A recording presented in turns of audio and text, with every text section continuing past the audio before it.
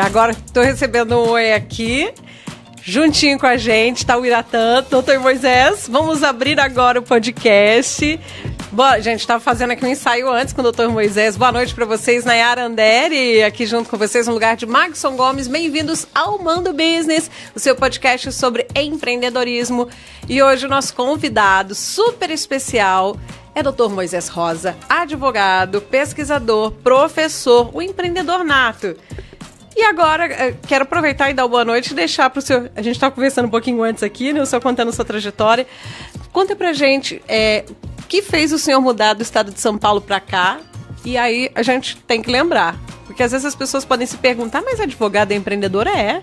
Porque ele tem que empreender na própria carreira, ele tem que se tornar conhecido para conquistar o público, tem que trabalhar no empreendedorismo, a gente fala assim dos processos judiciais e muito mais do que isso também, consolidar o próprio escritório.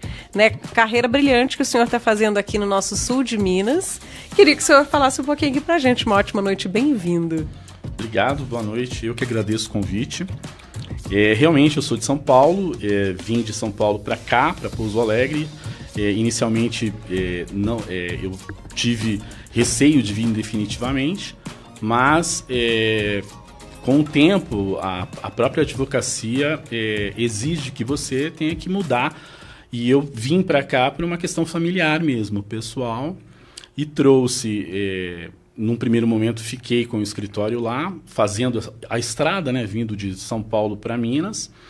E depois tive que, primeiramente, conhecer o mercado, verificar. Fiz algumas parcerias de início e para tentar verificar se comportava, porque São Paulo era um escritório maior e que atendia praticamente o país inteiro. E eu tinha receio de trazer um escritório do nível que a gente tinha lá para uma cidade menor, com um crescimento enorme, que a gente sabe que Pouso Alegre tem, mas eu tinha a incerteza de que isso ia poder se manter do mesmo nível da capital. É um planejamento para começar de novo. E na verdade foi um recomeço, um desafio, mas um desafio que hoje eu considero que foi gratificante. Eu acho que eu acertei na decisão de ter vindo, de ter colocado o escritório aqui como uma ponte entre Belo Horizonte e São Paulo. A finalidade do escritório é fazer com que as pessoas que tenham problemas mais sérios não se evadam, né, nem para São Paulo, nem para Belo Horizonte, para procurar uma estrutura melhor da advocacia. E eu acho que eu fui feliz nessa escolha, acho que fui. Agora, uma mudança muito grande também, não, a gente fala não só de clima, de região, mas pelas dimensões, né, igual o senhor falou. Um escritório na capital paulistana, a gente pode falar assim, uma das maiores metrópoles do mundo, e o senhor atendendo todo o Brasil, depois vem aqui para o interior. Pouso Alegre é como se fosse, a gente ainda brinca, né, como se fosse uma metrópole do sul de Minas, porque é referência para as cidades. Eu garanto que muitos clientes, o senhor vem também dessas cidades vizinhas, né? Então, como que o senhor sentiu o mercado, por exemplo, para quem é da área do direito? Isso tem um impacto muito grande? Eu acho que tem, mas são coisas diferentes. Eu acho que, por exemplo, na capital há uma certa impessoalidade. Mas no interior, nas regiões de interior, e eu vivo isso em outros lugares do Brasil, você precisa ter a confiança da população. Então isso é o mais difícil. O que me assustava muito era porque eram culturas muito diferentes, né? Mas eu fui muito bem recebido aqui. Os mineiros me receberam muito bem. Eu fui, tenho amigos hoje maravilhosos aqui. Estou muito feliz aqui mesmo. Mas eu tinha medo, porque o mineiro tem uma diferença até de outras capitais. Então, aqui, acho que o grande desafio é você conquistar a confiança da população, porque eles não querem saber muito se você pode ser técnico, você pode ser um grande advogado, você pode ser um grande profissional, mas se você não tiver a confiança da população, isso não vai te dar uma projeção no sentido profissional. Então, eu preferi conhecer os colegas, verificar quais as dificuldades que eles tinham, né? por isso que eu fiz parcerias inicialmente, observar essas dificuldades, verificar que os próprios mineiros, os próprios advogados mineiros, quais as dificuldades que eles tinham, observar isso e tentar continuar construindo. E ainda estou construindo, né? Ainda estou construindo um trabalho, tentando gerar uma confiança maior nas pessoas que realmente precisam dos advogados, claro. A gente já, por trás dos bastidores, né, muito antes dessa entrevista, já conhecemos o seu trabalho, né, de casos até noticiados, inclusive aqui no Terra do Mandu, eu vejo que as pessoas têm esse respeito, né, pela sua pessoa, como profissional da área do direito, mas também na questão da forma de lidar, porque às vezes tem pessoas que veem assim, um advogado como algo de difícil acesso, né? Um linguajar mais rebuscado, nem todas as pessoas têm essa facilidade de lidar com o público, mas o senhor consegue unir, né, essas características de que a população precisa em um bom profissional da área da advocacia. E já são quantos anos no total da sua carreira e quantos dessa trajetória aqui em Pouso Alegre? Como advogado, quase 30 anos já. E aqui em Pouso Alegre, como advogado sozinho, né, eu tenho pouco tempo. Eu tenho, na verdade, 3 anos aqui no escritório. O escritório ficou pronto praticamente há 3 anos atrás. E aí eu venho construindo isso, não que eu já não advogasse aqui, mas como escritório meu, autônomo, independente, apenas 3 anos. Mas eu acho que essa facilidade, ela vem porque eu gosto de gente, gosto de pessoas, né? Eu gosto das pessoas, então essa coisa de se relacionar com as pessoas, eu acho que é importante. É importante entender, principalmente na área criminal, entender as necessidades. Eu acho que quando você se depara com alguém que está sendo acusado, ou com uma vítima mesmo que sofreu algum tipo de violência, e que você vai advogar também, é tentar entender o contexto, tentar entender a história dessa pessoa, tentar entender qual o movimento que ela tem, por que aquilo aconteceu, quais os motivos, quais as causas e as consequências. Eu acho que esse entendimento de quem chega lá no escritório é um entendimento que faz, eu acho, a pessoa ter liberdade para contar mesmo, dizer, olha, eu preciso disso, a minha necessidade é essa, a minha família precisa disso. Então eu acho que esse carinho que a gente tem no lidar com a relação com o cliente, eu acho que ela é mais forte do que qualquer trabalho técnico. Eu acho que é isso que me move na advocacia, é lidar com gente. E a gente vai falar de muitas coisas, mas tem contexto aí de inteligência artificial, né? Que daí já é algo que engloba a natureza do que a gente tem vivido hoje na atualidade em todos os tipos de cenários. A gente vai falar também sobre tribunal do júri. E eu falo isso porque estamos falando de um empreendedor da advocacia criminal e que ele tem várias áreas de estudo, entre elas a da inteligência artificial, que a gente vai entrar mais a fundo daqui a pouquinho. Agora, o porquê da paixão pelo Tribunal do Júri, que se tornou uma das suas especialidades? Então, o Tribunal do Júri, eu sempre fui apaixonado pelo Tribunal do Júri desde a época da faculdade. E eu acho que isso é muito natural entre os alunos, né? Quando a gente está na faculdade, a gente se deslumbra realmente com o ritual do Tribunal do Júri. Mas isso, às vezes, acaba e vai tomando conta da gente. Então, eu era aluno e já assistia júri. Aquilo me movia, eu me interessava muito por aquilo. E nunca deixei de estudar sobre o Tribunal do Júri.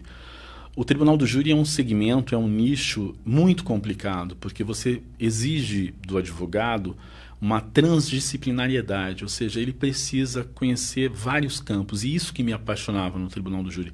Além de você lidar com as pessoas, que é aquilo que eu gosto, é você lidar com vários segmentos, vários pontos de matéria que exigem um conhecimento profundo, como balística, como psicologia forense, como psiquiatria, como relações humanas, como persuasão, como estratégia de defesa, como gestão, né? O do Tribunal do Júri, ele tem uma microgestão do processo que você vai atuar com várias fases, né? Eu costumo dizer que o Tribunal do Júri tem 3 fases na prática.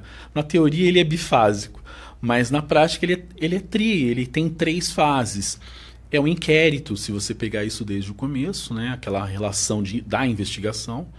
É o processo num primeiro momento, numa primeira fase, e depois você tem a sua atuação no Tribunal do Júri. Então, tudo isso vai vai ter um desfecho lá. Então, se você começa elaborando a defesa desde o início de uma investigação e você acompanha tudo isso, este processo, que tem praticamente 3 fases na prática, ele exige um estudo aprofundado de vários segmentos. E é isso que me apaixonava, porque você, para se aprofundar, você tinha que conhecer muito de gente, muito de gestão processual. Agora está um pouco mais, eu não digo mais fácil, mas agora está um pouco mais organizado, porque você tem a IA também para te auxiliar como uma ferramenta. Mas na época que eu comecei, era você, o teu cérebro, muita vontade e muito estudo transdisciplinar para você poder ter um desfecho positivo. No júri, eu costumo dizer que ninguém ganha júri, né? Não existe alguém que ganha um julgamento, né? Quando o advogado diz assim, eu ganhei a causa, no júri em especial, não há vencedor, né? Alguém foi morto, né? Ou alguém foi lesionado gravemente e alguém está preso.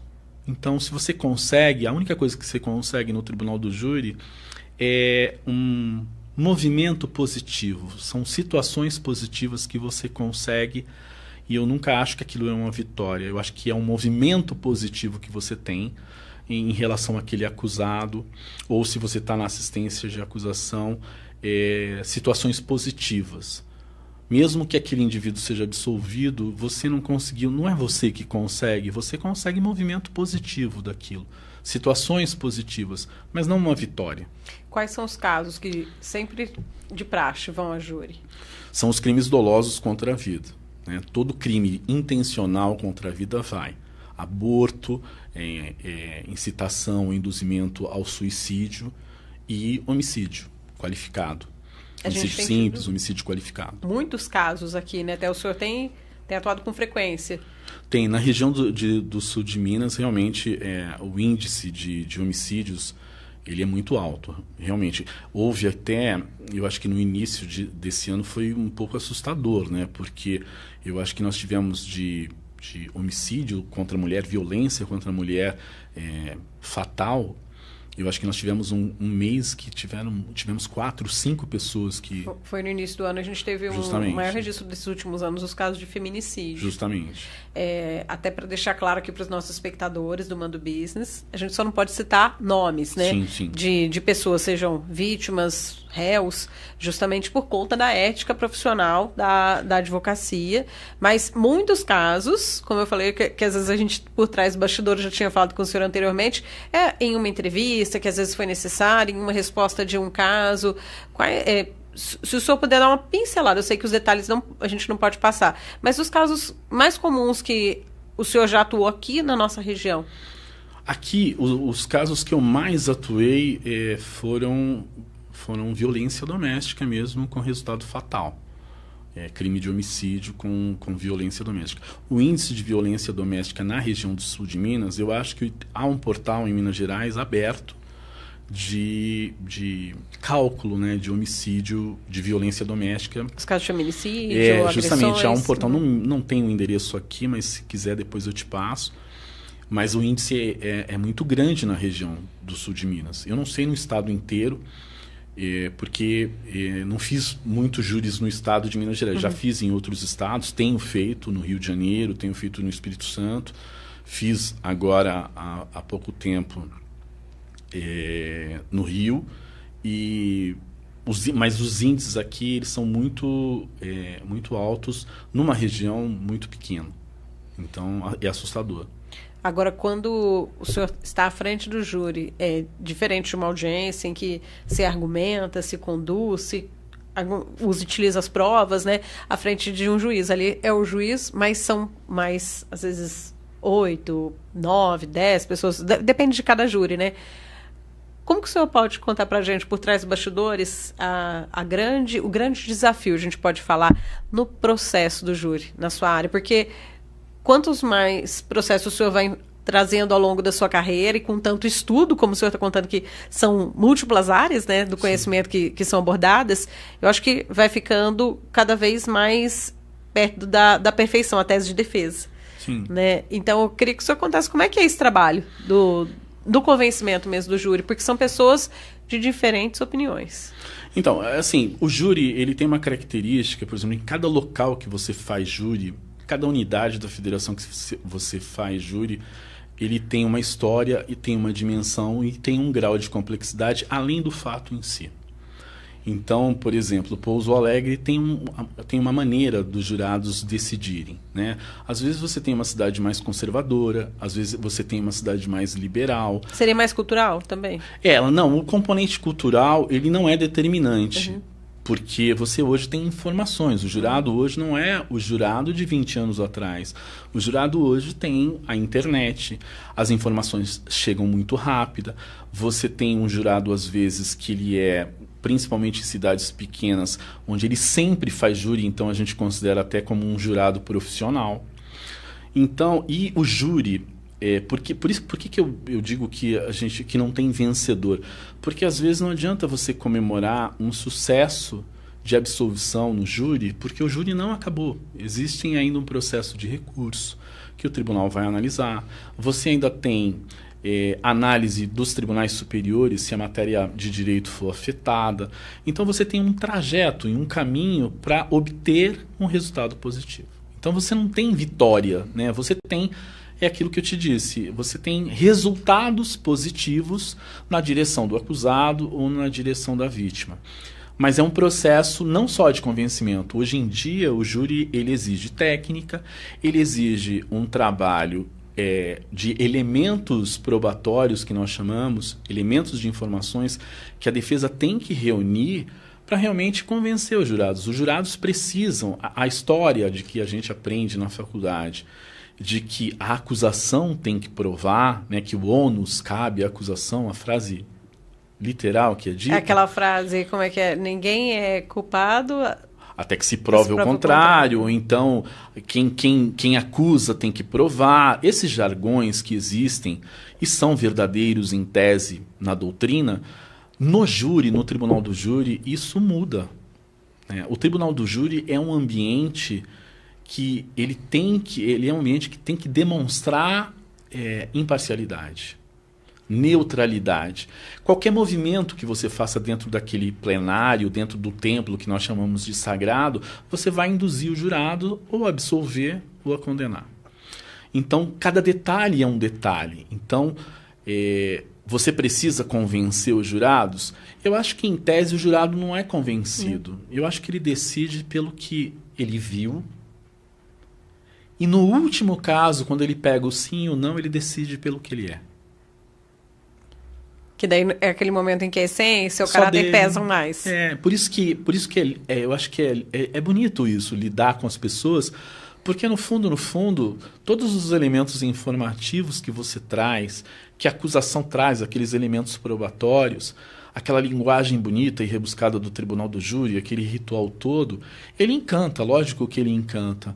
Mas no final das contas, por mais elementos informativos que se tem ali à mesa, o jurado ele vai decidir, ao tirar a cédula sim e não para colocar no bornal, aquele momento é só dele. Então, ele decide com os elementos informativos que foram trazidos a ele pelo advogado e pelo promotor público, sim.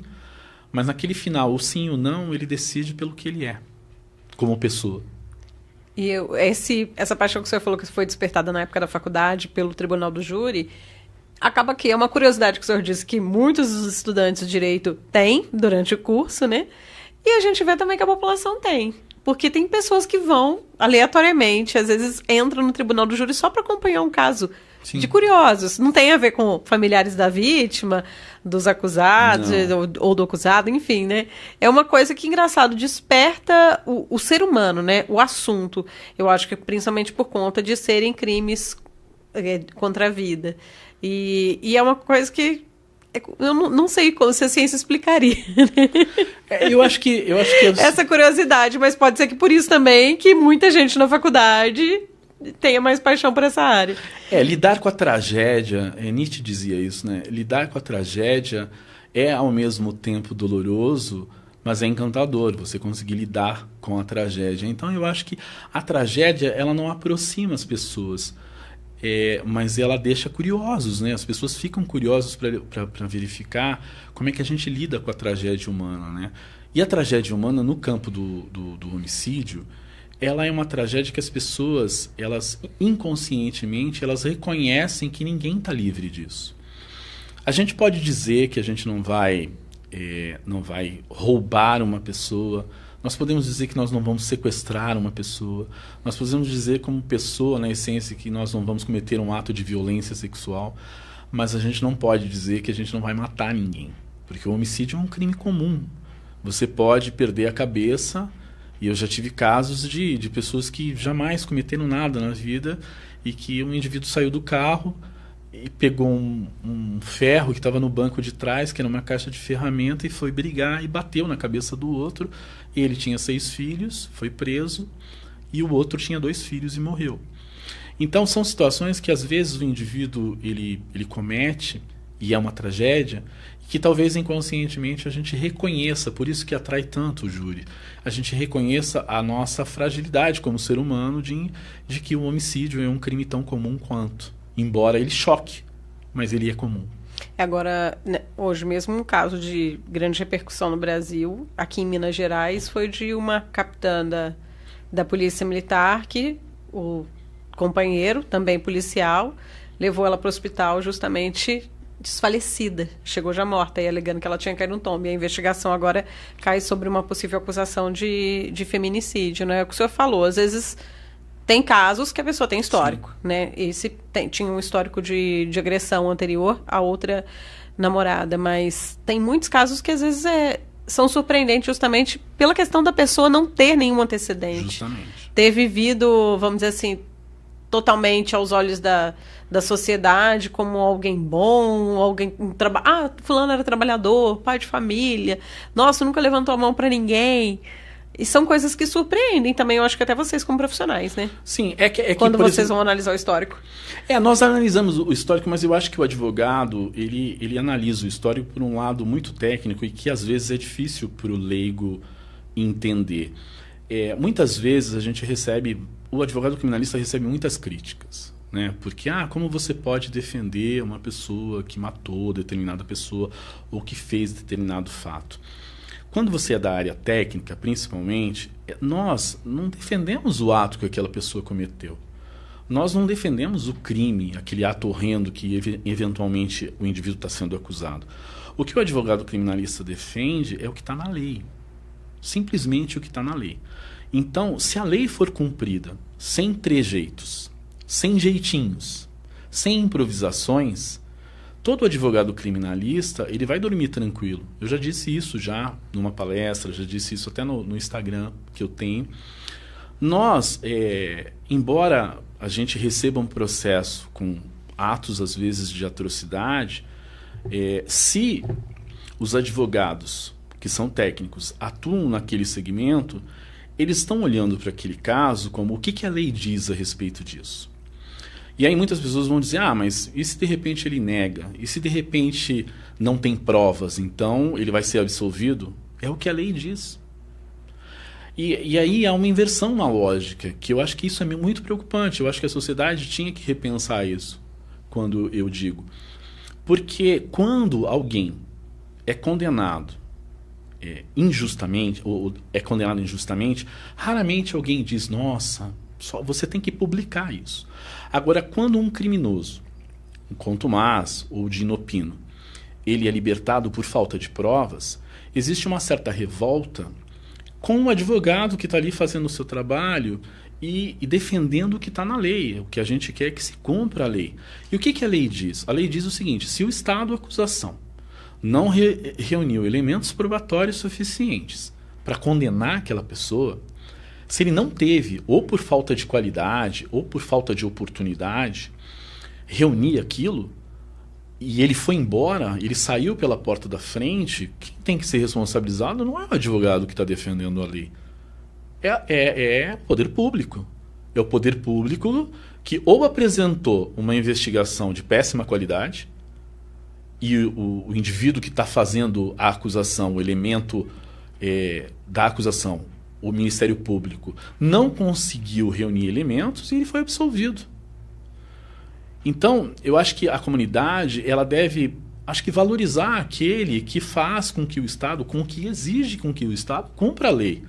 Se o Estado não conseguiu reunir provas, aquele indivíduo tem que sair pela porta da frente, porque é isso que está na Constituição e é isso que está na lei. Agora, essa revolta vem, inclusive, de integrantes do poder público, que estão fazendo o seu trabalho e que, às vezes, são tão vítimas do sistema quanto, porque o sistema também não atende a perspectiva, às vezes, de um membro do Ministério Público, não atende o anseio de investigação do delegado de polícia, e ele tem uma estrutura pequena para atuar e não consegue reunir elementos probatórios, mas isso é sistêmico. Então, e às vezes, dentro da própria instituição, há uma revolta contra quem? Contra o advogado, que fez com que o estado acusação se inclinasse, se ajoelhasse diante da comunidade e dissesse: eu tenho que libertar, porque não reunia elementos probatórios suficientes. Então, eu não vejo aqui nenhuma acusação às autoridades públicas. O que eu vejo é, sistemicamente, se as autoridades públicas não têm estrutura para isso, o que está na lei é libertar aquele indivíduo. É isso que a gente faz com que se cumpra, por mais horrendo que seja o crime. Agora, se eu estou diante de um estado acusação, um estado investigativo, que faz o seu trabalho, que é diligente, um estado acusação que reúne elementos probatórios, o que eu digo para o meu cliente? Eu digo: meu amigo, house dispensation, a sua casa caiu. Por quê? Porque tem todos os elementos probatórios ali e a defesa não tem o que fazer. Agora, o que a gente não pode é prejudicar ou fazer com que o advogado seja criminalizado porque ele está fazendo com que a lei seja cumprida. É só o que a lei pede. Olha, se não há elementos consistentes para se condenar uma pessoa, que ela saia pela porta da frente. E todos. Todos. Então, eu acho que essa inversão, essa lógica de você olhar para o advogado e dizer assim: como é que você defende isso? Eu acho que a pergunta tem que ser outra. Estado investigação, estado acusação. Por que você não conseguiu reunir provas contra um indivíduo que eu considero assassino, que eu considero um homicida, que eu considero um sequestrador, um ladrão? É o Estado contra uma pessoa. E quando a gente vê um advogado só fazer o Estado se inclinar e libertar aquele indivíduo porque não teve elementos de prova, a gente sai com a nossa consciência tranquila, porque a gente fez o nosso trabalho, a gente fez com que a lei fosse cumprida. O que a gente não pode admitir é que autoridades públicas, que também são vítimas do sistema, que não têm às vezes estrutura, achem um jeito de poder condenar uma pessoa sem provas. Encampem ali o emocional, porque se a gente fizer isso, a gente vai para a barbárie. É o Estado dando um jeito de condenar pessoas sem elementos de prova. Então o advogado tem essa missão. E é isso que eu acredito. Eu acredito que você não pode prender uma pessoa, porque eu não ficaria numa cela, acho que 10 minutos, eu não aguentaria. Eu fico me imaginando ali num lugar, sendo inocente ou não tendo prova suficiente. Então, é por isso que eu acho que há uma lógica de inversão aí. E muitas vezes é o advogado que vai receber as mensagens, né? Igual o senhor falou que acontece, das pessoas enviarem mensagens diretamente. Eu acho que não existe quem advoga na área criminal, quem já advogou, depende do nicho que você atua, né? O júri realmente é assim, alguns segmentos são assim. Lógico que o direito penal e econômico, a gente trabalha com isso também, a gente não tem esse tipo de problema, mas o júri realmente é assim, porque você trabalha com emoção. Então, às vezes, você manda mensagens deselegantes, ameaças, essas coisas que você tem que conviver com isso. É normal. Aproveitar que o senhor deu uma deixa sobre as outras áreas de atuação. O direito é um universo de oportunidades, né? Eu falo assim, para se escolher a área que se gosta mais ou a área que vale mais a pena, que tem mais, vamos dizer assim, segmentos de trabalho igual aqui em Pouso Alegre, creio que todas as áreas do direito, né? O que é a diferença entre cada uma dessas áreas que o senhor atua? A abrangência delas como empreendedor. Então, assim, eu acho que a gestão de um escritório que se propõe a atuar em vários segmentos, não só da área criminal, como na área civil, na tributária, eu acho que você tem que ter realmente pessoas, uma equipe que entenda, ou seja, a especialidade é importante. E essa gestão é necessária para você querer ser um escritório que seja diferencial. Porque nota 7 está cheio. né? Você tem muita nota 7, só que o cliente não quer um trabalho, uma estrutura 7, ele quer a melhor possível. E ele tem direito. Então, gerir isso não é fácil. Então, se você vai gerir vários segmentos criminais, como o direito penal econômico, que vai lidar com a parte criminal das empresas, você tem que ter um bom indivíduo que entenda de compliance, você tem que ter um bom indivíduo que entenda de prevenção de empresas para efeito de lavagem de dinheiro, para não correr o risco de uma empresa estar cometendo um ato, às vezes até inconscientemente, e estar ali respondendo até por lavagem de dinheiro, respondendo por evasão de capitais, porque ela vai investir, vai ter uma conta no exterior. Então, você tem que ter, além de especialistas, você tem que gerar uma equipe dentro de um escritório. Hoje em dia, eu acho que você não consegue, a não ser que o indivíduo tenha um referencial único, como nós temos, por exemplo, e eu acho que nem no escritório dele é assim. Hoje nós temos o Auri, que é um grande advogado e que atua na área criminal há muito tempo. Mas até mesmo o escritório dele, ele chama de full service. Então, você não consegue hoje ter um escritório apenas com um segmento. Então, é normal que você atenda vários segmentos num escritório para você poder gerir. Agora, não adianta o advogado que diz, eu sou advogado trabalhista, eu sou advogado penal, criminal, eu sou advogado tributário, eu sou advogado civil, ele não é advogado de nada. Essa é a minha opinião. Eu acho que você tem que ser especialista. E dentro da sua equipe você tem que ter vários advogados que tenham especialidades, que realmente se aprofundem, porque não é possível ser uma pessoa só, a não ser que você tenha 5 processos por ano, que você consiga atuar em todos os segmentos com grande profundidade. Você tem que ter um segmento para você se aprofundar. E o aprofundamento não é só dizer como você vai fazer uma petição. Não, o aprofundamento é tudo. É lidar com o cliente, é lidar com antes do processo, durante o processo e pós-processo. Você é um prestador de serviço. Você tem que atender, inclusive, o cliente quando ele não é mais seu cliente. Então, você tem que ter uma especialidade ali, uma profundidade que exige um profissional especializado. Você tem que ter um caminho de gerir aquele processo. O processo é um filho, ele não dura um mês. Tem processos que duram anos e você tem que gerir aquilo ali. E aquilo exige gestão. Até quais as áreas em que, normalmente, os processos têm um período mais moroso? A área criminal é uma delas, a área tributária é uma delas. Eu acho que demora anos. A área trabalhista também é uma área que demora muito tempo.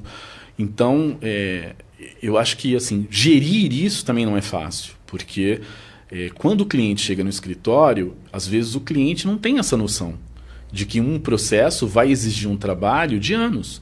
Para o cliente que chega ali, ele chega te trazendo um processo, que é um problema normalmente, e que aquilo vai exigir de você um trabalho e tempo e disponibilidade de muitos anos.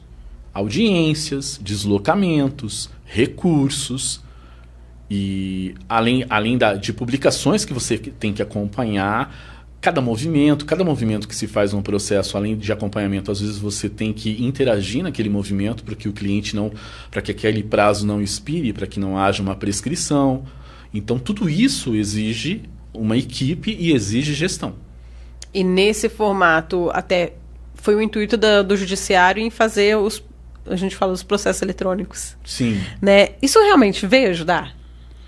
Tem agilizado? Porque Olha, ainda tem uma fila longa, né? Eu não queria falar a minha idade, mas eu sou da época do processo físico. Então, eu era aquele advogado que ia no balcão, que anotava tudo, que fazia suas anotações no papel, no próprio processo, que a gente dizia, vou fazer uma cota aqui para o juiz. Então, você fazia pedidos ali para o juiz no próprio papel, no balcão. E depois veio realmente o processo eletrônico. Eu acho que o processo eletrônico, ele só ajudou, ele melhorou muito. Ele tem um lado negativo, o processo eletrônico, a digitalização, a inteligência artificial, que é a distância que a gente tem hoje do juiz, do promotor. Eu me lembro, assim, eu fazia júri, eu fiz muitos júris em Santos. O Santos tem um plenário que é maravilhoso, que talvez é um dos grandes plenários. Santos, Curitiba, e a Barra Funda. Mas Santos é um plenário gigantesco. Hoje ele está diminuído porque está tendo uma reforma. E eu me lembro que a gente terminava um júri e depois do júri ia eu, o juiz, o promotor, o advogado de acusação. Iam todos num barzinho em Santos chamado Heinz e a gente ia lá tomar chopp. E na época eu não bebia, mas eu tomava... Hoje eu só tomo vinho, mas na época eu não bebia mesmo. E eu tomava lá minha água com gás e a gente conversava sobre tudo. Não falava-se sobre o júri, sobre a tristeza de quem foi condenado. Hoje em dia não existe mais isso. Hoje em dia o que a gente tem é uma distância. Você para despachar com o juiz é difícil. Pelo volume de trabalho. Não estou dizendo que o juiz não queira te receber, mas o volume de trabalho é imenso. O promotor também tem as suas atribuições, é imenso. Embora, e a gente precisa às vezes ficar ali horas e horas tentando aguardar um despacho e perdeu-se o contato com as pessoas. Então a parte eletrônica ela é muito funcional. Ela permitiu que eu viesse para Pouso Alegre, porque eu tenho vários processos em São Paulo, ela permitiu que eu trabalhasse assim. Mas, ao mesmo tempo, ela distanciou as pessoas, né? Isso é muito ruim. E, enquanto isso, ela também encurtou os tempos de processo? Não. Não? Ela não encurtou. Porque era esse um dos intuitos, né? Era. O intuito era esse, de você encurtar. O problema é que o eletrônico também trouxe uma outra carga, que é o volume de demanda. O Brasil é o país, eu não sei assim, estatisticamente, mas me parece que é um dos países mais litigantes do mundo. Ou seja, a gente sempre quer litigar, quer conflito. E isso também vem da faculdade, né? As faculdades têm um ambiente de enaltecer o conflito. Por exemplo, em outros países você tem o acordo, você tem a negociação. Grandes escritórios são grandes mediadores, grandes conciliadores. Então, antes de uma causa seguir para o judiciário, existe um acordo. Em outros países, uma pessoa vai comprar um carro, ela consulta um advogado antes de comprar o carro. Ela vai comprar uma casa. No Brasil, não é assim. No Brasil, a gente utiliza um método de colocar o cadeado depois que o ladrão entrou. É a litigância, é o conflito, é a briga, né? As faculdades...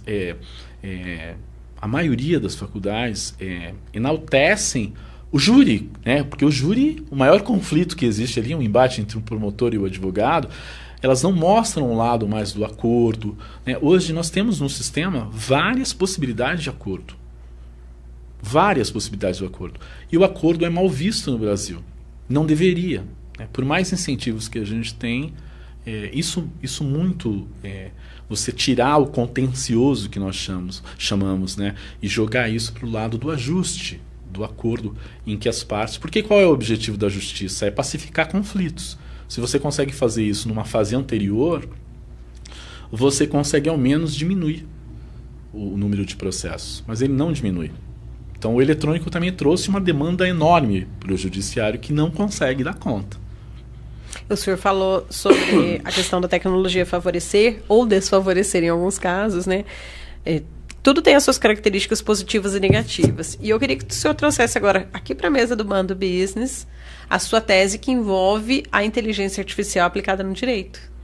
O que é que tem trazido de bom, principalmente, né, para a sua área, mas qual que é a proposta?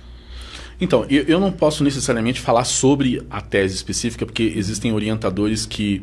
que o senhor ainda tem que defender a tese, que né? proíbem você de divulgar, né? Porque eu estou numa universidade pública, então quando você é aprovado numa universidade pública para o doutorado, alguns orientadores, dependendo do tipo de tese que você monta para o seu projeto, eles dizem, olha, essa tese você não pode divulgar até o resultado final. É o meu caso. Mas ela tem a ver com inteligência artificial, ela tem a ver com compartilhamento de dados. Eu acho que a inteligência artificial hoje ela é uma ferramenta importantíssima. Ela não vai, me parece, ela não vai tirar o advogado de circulação. Eu acho que a relação com a inteligência artificial ela vai só se aperfeiçoar. Eu acho que ela vai ela vai excluir o profissional do direito que não se atualizar. Mas eu acho que ela ela não vai conseguir chegar ao ponto de substituir o advogado. A supervisão humana é um requisito essencial, inclusive isso está nas normas de inteligência artificial, inclusive da Convenção Europeia, na qual a gente segue. Então, a supervisão humana é essencial para o mecanismo da IA. Agora, eu acho que a gente precisa utilizar a inteligência artificial com muita cautela no judiciário, que tem um excesso de demanda e que essas demandas, o judiciário, essa é a visão que eu tenho, é uma crítica, mas é uma crítica baseada em dados. A preocupação do judiciário é sempre cumprir metas. Então, o judiciário sempre enaltece a quantidade de processos que são julgados. Mas esses processos nunca vêm com referencial de qualidade. Então, quantidade para o judiciário é uma coisa boa, porque ele consegue tirar da mesa aqueles processos que ele vai sentenciar e que para ele esgotou-se a jurisdição do juiz de primeiro grau. Só que isso demanda também recursos. Isso vai para a segunda instância. E a segunda instância também tem uma demanda aflitiva. E aí, utilizando-se a inteligência artificial, você também tem uma quantidade de parâmetro de cumprimento enorme e muito bom. O tribunal divulga, cumprimos a meta. Isso vai para os tribunais superiores e a demanda também é incrível. E isso vai depois para o Conselho Nacional de Justiça, que vai apurar. Nossa, nós julgamos 12 milhões de processos no exercício e tal. Isso é bom? Eu não sei se é bom totalmente para a comunidade. Porque existe ali um processo de qualidade. Então você pode fazer uma sentença com inteligência artificial e não se enganem. Elas estão aí. Já existem. Elas estão aí. Agora, eu acho que há que ter aí uma supervisão do próprio juiz. Não do assessor, não do estagiário. A justiça não tem servidores suficientes para isso. E isso não é uma crítica especificamente ao judiciário. Isso passa pelo Ministério Público, passa pela Defensoria Pública e passa pelos advogados. Por exemplo, no meu escritório, especificamente, não há nenhuma peça que entre no sistema sem supervisão. A advogada que trabalha comigo, eu digo a ela, corrija, principalmente a advogada aqui de Pouso Alegre. Corrija, não entre com uma petição sem supervisão. Sem verificar a jurisprudência que você está inserindo por inteligência artificial. Ela é uma ferramenta enorme, ela é muito boa. Mas é passível de erros. Mas ela é muito passível de erros, de alucinação. Então você tem que utilizar aquela ferramenta com responsabilidade. E o que a gente vê hoje é que despachos, sentenças, pareceres, tudo isso é feito hoje por inteligência artificial. Todo mundo sabe. O mecanismo é esse hoje e não vai mudar. Muito pelo contrário, eu acho que ele vai acelerar. Mas eu acho que ele deve ser feito com muita responsabilidade. E o meu medo é que você mecanize, você instrumentalize um processo de sentença, que é que a gente tem uma esperança muito grande que um juiz faça, né? Porque a gente tem... Qual é a visão que nós temos de um juiz? Eu quero ser julgado por um juiz imparcial, eu quero ser julgado por um juiz que realmente acolha a minha tese. É óbvio que existem demandas de massa que a inteligência artificial com supervisão humana pode julgar. Mas, pelo menos no meu sentir, a área criminal exige um juiz que seja sensível. Que não vivencie só a objetividade das pessoas. Porque pessoas não são objetivas. Os atos que as pessoas cometem não são atos objetivos somente. As pessoas são subjetivas ao extremo. Pessoas são emoções. E você ser julgado por alguém cometendo um ato subjetivo, emocional, que dependeu da sua história de vida, que dependeu do seu trajeto, do seu caminho, por alguém que está vendo a sua história somente de forma objetiva, para mim é cruel, é desumano. Então eu acho que a inteligência artificial ela é uma ferramenta boa, mas a gente não pode perder de vista que quem a gente almeja para julgar, para nos julgar, tem que ser alguém sensível à minha história, ao meu caminho, ao meu trajeto, ao fato que eu cometi. Para o senhor, a inteligência artificial ela poderia ser segmentada, a gente pode dizer assim, na justiça? Vou dar um exemplo. Crime de estelionato, que é algo mais simples, a pessoa usa um método, normalmente tem várias vítimas, é diferente de um crime passional ou algum outro caso assim. Eu vejo que na área criminal eu tenho muita reticência que não haja uma supervisão humana muito mais profunda. O que eu chamo de demanda de massa é, por exemplo, uma demanda de alimentos, uma demanda trabalhista, que exige cálculo frio. Olha, você trabalhou tanto tempo, você perdeu tanto em valores, em hora extra, em adicional noturno, em índice de periculosidade, e você merece receber tanto e a empresa não te pagou, julgo procedente a ação e os valores são esses. Aí a inteligência vale. Aí eu acho que a inteligência artificial com supervisão humana sempre, mas sempre. Aí ela vale.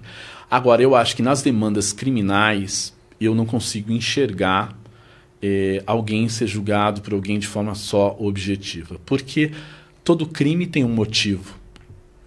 Na maioria das vezes ele não é justificável, por isso que o juiz condena. Mas ele é explicável, ele pode de alguma maneira atenuar aquela pena. No critério de sanções penais, você tem um artigo que a gente tem lá, que é o 59, que vai decifrar várias situações ali que o juiz tem que observar.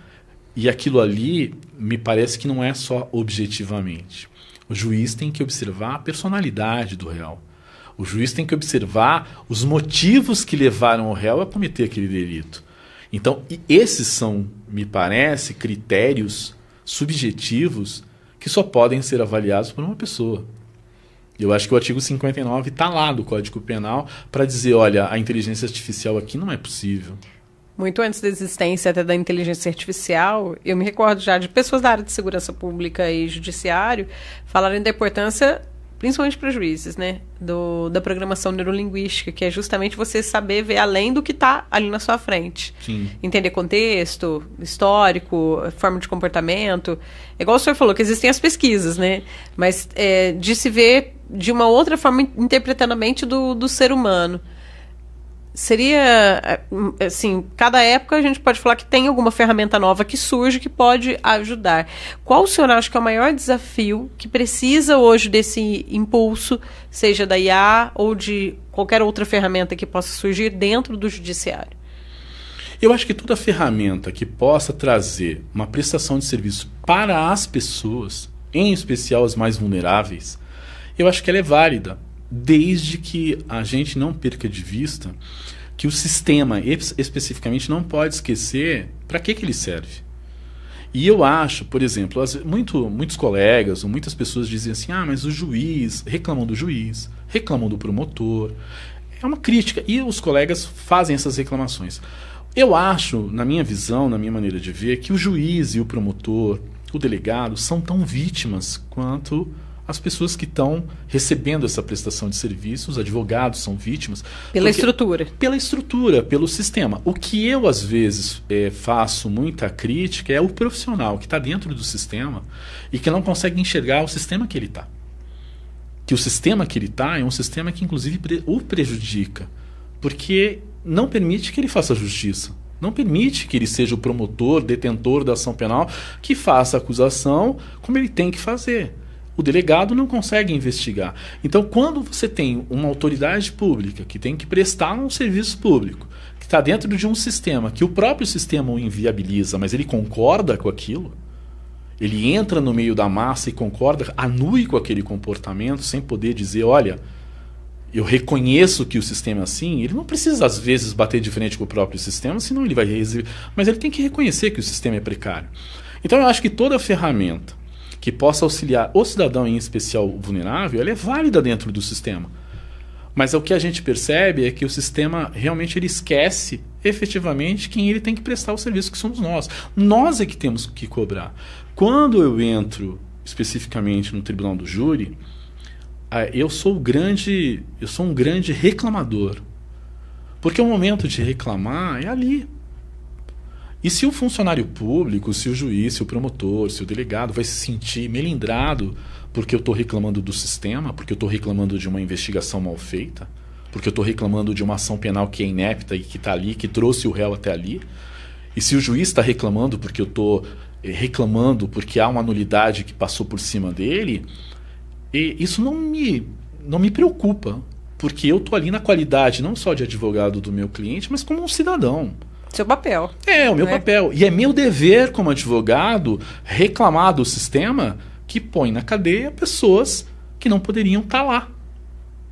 Então eu não tenho nenhuma preocupação com isso. E por isso que quanto mais ferramentas nós temos no sistema para ajudar aquelas pessoas, essas em especial, eu vou sempre convalidar, eu vou sempre aprovar. Agora, o que eu não gostaria de ter são ferramentas que, na verdade, esquecem para que servem. Para que serve? Por que a gente tem... Isso é uma pergunta, eu sempre falava isso para os alunos. Por que eu perguntava a eles, por que vocês acham que existem os prédios públicos? Por que o júri tem que ter um ritual? Por que há palácios? Por que o Superior Tribunal de Justiça tem mármore de Carrara? O Supremo Tribunal Federal é um... Por que aquela instituição está ali? É para os juízes ficarem ali dentro? É para os promotores ficarem no prédio nobre deles? Por que existe o plenário do júri? Existe o plenário do júri para as pessoas. Esses prédios são feitos porque tem que ter justiça. Porque se a gente não precisasse de advogado para defender, não precisasse servir a comunidade, aqueles prédios não serviriam para nada. Põe todos os juízes, todos os promotores, todos os delegados numa salinha e eles decidem o que eles querem fazer. O ritual, a liturgia existe ali para as pessoas. Para o advogado que está ali defender a causa das pessoas, defender a vida das pessoas. Porque senão não tem interesse de ter prédio público. Para que eu vou ter um prédio público rebuscado para um luxo dessas pessoas ficarem lá, se aquilo ali não vai trazer nem distribuir justiça? Então a finalidade de todos esses monumentos que existem no Brasil e no mundo são para as pessoas. Então as ferramentas que você vai inserir, elas têm que se voltar para as pessoas, não para números. Né? Não fazer com que os algoritmos tragam uma produtividade que não vai trazer benefício para as pessoas. A inteligência artificial ela só vai fazer sentido se isso se voltar a favor das pessoas, em especial as mais vulneráveis, que precisam dessa agilidade, dessa celeridade, com supervisão humana, mas não só com isso, com visão e finalidade pública. A IA tem que ter uma finalidade pública de atender essas pessoas. O senhor falou até de levar para os alunos, parte disso que o senhor está falando, desses questionamentos que são muito válidos. Qual que é a diferença maior do seu trabalho nessa questão da atualização, que tem que ser frequente, que a gente vê as mudanças ao longo das últimas décadas, principalmente na área do direito, principalmente. É o que eu ouço muitos advogados brincarem. A gente lê uma atualização da lei, no outro dia, às vezes, saiu uma portaria, um decreto, mudou tudo, né? Então, assim, qual que tem sido, assim, vamos dizer... Agora, como professor também, que é algo que se empreende, né? É um trabalho que eu acho que você tem que viver atualizando, viver trazendo novo, acompanhando as mudanças da sociedade. Qual que é a maior diferença nesse seu trabalho entre o advogado e o professor pesquisador?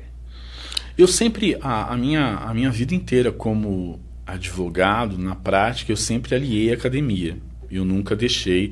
Tanto que eu acho que a gente até comentou no intervalo, que eu falei, eu comecei dando aula primeiro, né, numa época onde você não precisava ter mestrado, ter doutorado, e eu comecei substituindo um juiz na Católica, e depois me apaixonei pela docência e fui ficando até começarem a exigir grandes títulos e tal. Mas a minha vida prática sempre foi voltada para a academia também, então nunca saí da academia e nem da vida prática. Eu acho que o grande desafio é você fazer com que o aluno enxergue que, sem prática, ele não consegue fazer absolutamente nada, porque a prática exige o contato humano com as pessoas. Você tem que ser apaixonado por pessoas para você trabalhar junto delas. E não pode deixar... você não pode atuar sem... algo que a gente chama de musculatura teórica. Você tem que saber que existe uma teoria, que essa teoria ela tem que servir em função das pessoas, com finalidades, não por títulos, não porque você quer ser, não, porque ela tem uma razão de ser. Se ela está ali, ela foi feita para quem? Para as pessoas. Então, nunca deixar da teoria ficar muito longe da prática e nem a prática ficar longe da teoria. Eu acho que o estudo, esse eu acho que é o maior desafio, é fazer com que as pessoas, você vai prestar um serviço para alguém. Ou alguém que está com problema criminal, ou alguém que está com problema empresarial, né? Centenas de funcionários vão perder emprego, aquele empresário vai quebrar, vai falir, um funcionário, um trabalhador que teve seus direitos retirados, aquele empresário que também tem uma demanda de bloqueios que ele não vai conseguir fazer o pagamento dos funcionários. Então, no direito, um filho que está sendo cortado ao meio pelos pais numa briga e que a justiça às vezes não consegue resolver isso e que ela tem um papel de conciliador. Então eu acho que as funções da justiça, elas são muito importantes para a gente sentar e decidir apenas por intuição. Você tem que ter uma musculatura teórica enorme, tem que entender de gente, tem que estudar profundamente. Eu acho que essa é a maior dificuldade do professor numa era tecnológica, numa era em que você não consegue fazer uma pessoa ler. Tem gente que, advogados mesmo, que não consegue ler um livro. Né? E você precisa disso, você precisa sentar e ler um livro, estudar, ler. Mas não, na vida tecnológica você tem o celular, em que você vai passando tela por tela e você lê um argumento de que alguém disse, um terceiro disse, e aquilo vira uma teoria, e aquilo vira uma razão de ser. Sem nem procurar fonte. E você publica aquilo na internet como se você fosse, né, o guardião do conhecimento. Então, essa coisa rápida da tecnologia também, ela faz com que você não entenda o que você tem que entender, de que é de gente. Então, eu sempre procurei não ser um advogado longe daquilo que você precisa, que é conhecimento, que é estudar profundamente aquilo. Então, desde jovem, eu sempre fiz isso, nunca consegui largar os livros. Então, eu tentei. A minha única... É difícil, não é fácil você conciliar. Eu concordo, nem todo profissional conseguir conciliar as duas coisas, mas eu acho que é essencial. Até qual o conselho que você daria para alguém que está ingressando no direito, acabou de entrar na faculdade, tem essa ideologia de que, como muitas profissões, eu falo que como jornalista a gente tem também, né? Vou conseguir ajudar as pessoas, resolver essas coisas, mas o que o senhor tem a dizer para aquela pessoa, até pelas dificuldades que a gente estava falando, de quando a pessoa entra, né, acabou de se formar, entra na carreira, o período que ela vai ter até conseguir formar o perfil dela, eu uso o termo mercado porque a gente está falando de empreendedorismo. Sim, né? Claro. Mas para as pessoas terem confiança, conseguirem ter muito mais do que isso, né? Respeito, porque é uma profissão que eu acho que quando as pessoas procuram o profissional, o advogado, geralmente eu vou naquele porque eu confio, porque eu respeito. O que o senhor tem para dar de conselho para quem está ingressando agora? Eu acho que a primeira coisa que eu sempre digo é assim, o estudo, a demonstração fidedigna, né? Aquele indivíduo que senta e estuda, é uma atitude de humildade, porque é uma atitude de você entender que você não sabe. E quanto mais você lê, quanto mais você estuda, você não sabe. Né? Quando você está na função de pesquisador, hoje eu tenho uma função mais de pesquisador. Então, eu percebi, e a gente percebe que a gente não sabe nada. A gente, né, quando você vai buscar os dados, mesmo quando você se aprofunda na questão. Então, eu acho que o que eu aconselho para alguém que quer trabalhar como advogado, seja em que área for? O primeiro é o ato de estudar, de ser humilde. Mesmo que as pessoas achem que você é meio arrogante, o que importa é você ter humildade para sentar e estudar. Estudar mesmo é um ato de humildade. Saber, olha, eu não sei, eu preciso conhecer isso profundamente. Ser resiliente. Não desistir. Gostar de gente. Se você não gosta de gente, é melhor você não advogar. É melhor você não trabalhar no serviço público. Você pode fazer outra coisa, mas não vá para o serviço público. Se a pessoa vai para o serviço público só para o dinheiro, ou então você vai advogar só para você ser um advogado famoso, esquece, você vai sofrer. Então, estudo, resiliência, gostar de gente e tentar mudar o mundo. Não é só olhar... Assim, as pessoas... Eu acho que é válido você olhar só para o seu umbigo. Tá tudo certo. Você pode ter uma profissão onde você olhe só para você. Tá tudo certo. Eu acho que cada um tem uma visão de mundo e é feliz com a visão de mundo que tem. Se ela tem essa visão de mundo. Agora, se você vai se predispor a trabalhar para as pessoas, ou então prestar serviço público para as pessoas, e você não tem esses atributos, vamos dizer assim... de tentar estudar para melhorar a tua capacidade de poder dar alguma coisa para o mundo, para os outros. Se você não é resiliente, você vai desistir. Se você não gosta de gente, o que você vai fazer no serviço público? O que você vai fazer na advocacia? Se for só por dinheiro, acho que você não chega. Ou você desiste no meio do caminho. Porque o dinheiro demora muito tempo para vir. A carreira, como diz, é longa, né? É longa e muitos perrengues, né? Que acontece. Sim. Gente, é interessante a gente saber os bastidores, né, do trabalho. Como eu falei, a gente está aqui junto com o Dr. Moisés Rosa, que é mais do que advogado da área criminal, mas pesquisador, professor, né, enveredando aí por essa paixão de tentar alertar sobre as mudanças necessárias para o sistema melhorar, para que vocês possam exercer a advocacia de uma forma, eu falo assim, mais suave, mas ao mesmo tempo também mais justa. E eu queria que o senhor deixasse também aqui, antes a gente já ir agora para o finalzinho encerrar, os seus contatos para quem tiver alguma dúvida sobre alguns dos assuntos que a gente conversou. Tem a questão da inteligência artificial, que em breve, assim que tiver concluída a tese, já vai poder trazer mais novidades. Eu acho que o ano que vem ainda não sei. Eu tenho, na verdade, eu não te disse, mas eu tenho uma continuidade, eu tenho uma parte da tese que eu vou estar fora. Eu ganhei um convite para terminar uma parte da tese numa outra universidade, então ainda tenho que sair do país para isso e vou ficar um tempo fora. Mas eu acho que até o final do ano que vem acho que está pronta. Mas para quem tiver qualquer dúvida sobre algum desses assuntos, como o senhor falou também, a questão de profissionais da área de advocacia, um ser parceiro do outro, as pessoas que estão ingressando na faculdade agora, que querem saber um pouco mais dessa, posso brincar assim, uma ambição, né, de querer se tornar também o melhor profissional possível, igual o senhor falou, não é arrogância, né, a humildade vem caminhando junto, mas a gente tem que querer ser o melhor na área que a gente atua. Sim, claro. Então, quem quiser entrar em contato com o senhor, quais são as suas redes, onde encontrá-lo? Então, o meu contato maior é no Instagram mesmo, que é a minha rede, Moisés Rosa, aí, _advogados. Então, esse é o contato do Instagram. O meu escritório é aqui em Pouso Alegre, na cidade. É um escritório que faz a ponte entre São Paulo e Belo Horizonte. A gente fica nesta ponte, mas a gente atende o Brasil inteiro. Mas, assim, para os alunos, para as pessoas que estão realmente querendo informações sobre cursos, sobre matérias, sobre coisas que eu posso de alguma maneira auxiliar, pode entrar em contato no direct do Instagram. E assim, nem sempre sou eu que respondo, porque é muita coisa, não dá pra... Tem que ter auxílio. Tem que ter auxílio, mas alguém vai responder por mim, vai pegar o contato e vai entrar em contato, sim. E o escritório fica bem pertinho da prefeitura também, né? Sim, foi um lugar que eu demorei até para achar um lugar realmente para colocar o escritório, para trazer o escritório. Tinha que ser um lugar com estrutura, ainda demorou um tempo para reformar e tal.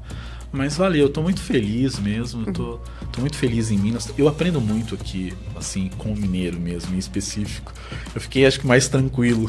Não sei se eu consegui ficar mineiro ainda, mas eu fiquei mais... Acho que eu fiquei mais cauteloso, como o mineiro é, né? No sentido de... Então, eu fiz muitas amizades, eu tô muito feliz aqui. Toda semana eu tô em São Paulo, né? Então eu entro naquele trânsito de São Paulo e falo, nossa, eu quero voltar para casa. Bem, mas é uma troca boa, acho que até de qualidade de vida. Sim, não, ganhei muito. Ganhei muito. Bem, agradeço demais também do senhor ter a disponibilidade de ter vindo para participar com a gente aqui do Mando Business, trocar sobre essas experiências.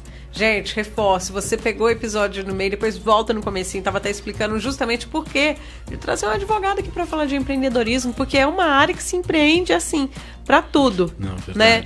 Desde a área a gente está falando aqui do criminal, mas para qualquer esfera do direito, aquelas pessoas que vão estar sempre empreendendo para tentar fazer concursos, que a gente vê que o direito é uma área que a maioria dos concursos públicos coloca nos editais, né? Sim. Profissionais do direito têm inúmeras possibilidades. Sim, não, a área do direito de carreira, é enorme. muitas e muitas e muitas. E se você gostou, quer saber mais, pode entrar em contato então com o Dr. Moisés, lembrando aqui o seu Instagram. Moisés Rosa _advogados. Então aí, você pode mandar que ele é assim, viu, gente? Desse jeitinho mesmo, uma pessoa simples, de bom coração, que sempre, quando pode orientar alguém a respeito de alguma coisa, está passando essas informações. E obrigado também, né, por sempre que a gente tem as demandas aqui no Terra do Mandu, do senhor atender em reportagens, tirando dúvidas, em casos. E espero que a gente se encontre mais aqui nas telas do Terra do Mandu. Eu agradeço enormemente o convite, agradeço mesmo, foi muito bom. Se a gente ficar aqui, a gente ia ficar umas 4 horas aqui, daqui a pouco... Tem assunto, Daqui a pouco o prédio ia mandar a gente embora. Mas tem muita coisa e o senhor também está sempre disponível aqui para o público da região, sim, claro, né? E na faculdade, onde que as pessoas podem encontrar o senhor? Eu não estou dando aula nesse agora por causa do doutorado, mas se quiser me encontrar, eu estou na USP. Aí, ó, tá vendo? Então, mas sempre nesse meio, né? Tendo mais conhecimento, buscando informação, agregando, compartilhando também, que eu acho isso muito legal. Que a gente vê que o senhor sempre está aberto, não tem problema nenhum com isso. Não, né? É a única coisa que às vezes eu viajo muito. É o horário. E eu viajo muito, porque às vezes tem clientes em outros lugares. Então, às vezes, você tem que atender o cliente, ele quer falar com você. Então, mas eu estou sempre à disposição. O escritório está à disposição, de qualquer colega, inclusive, advogado. Né? Eu tenho muitos parceiros aqui e estou bem feliz. Quer aproveitar e deixar algum abraço para o pessoal que está acompanhando o podcast juntinho? Tem tanta gente acompanhando. Acho que o Dr. Wellington, né, que é um parceiro muito bom, o Dr. Guevara daqui. Tem vários parceiros que eu tenho aqui que são pessoas que acompanham mesmo, que estão sempre comigo. E aí junto a família também. A família está acompanhando. Mais uma vez, obrigado. Uma ótima noite para o senhor, né? Obrigado. Para você que está acompanhando aqui, bem, bom dia, boa tarde, boa noite, porque a gente sabe que o podcast vai além, né? A pessoa vai acompanhando depois.